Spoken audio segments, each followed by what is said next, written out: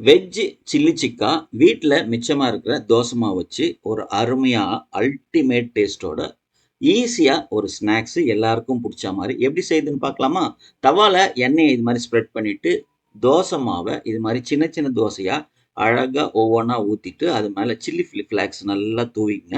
அப்புறம் பொடியா நறுக்குன கொத்தமல்லி தழையும் அது மேல தூவிக்கங்க. எண்ணெய் விட்டு நல்லா ஒரு சைடு வெந்ததுக்கப்புறம் எல்லாத்தையும் திருப்பி போட்டு திரும்பவும் எண்ணெய் ஊத்தி, நல்லா ஃப்ரை பண்ணி, இது மாரி எடுத்து வச்சுங்க. இதுதான் சிக்கா.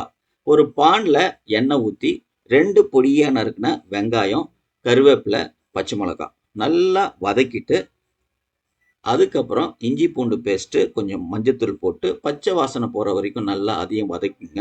அதுக்கப்புறம் நல்லா அரைச்ச 2 தக்காளி, கொஞ்சம் உப்பு, 1/2 ஸ்பூன் மிளகாத்தூள், கொஞ்சம் கரம் மசாலா எல்லாம் நல்லா வதக்கிட்டு, கொஞ்சம் போல தண்ணி ஊத்தி, கடைசியா பொடியா நறுக்குன கொடை மிளகாவ போட்டு லேசா வதக்கிட்டு, ரெடி பண்ணி வச்சிருக்க சிக்காவ அதுல சேர்த்துக்கணும்.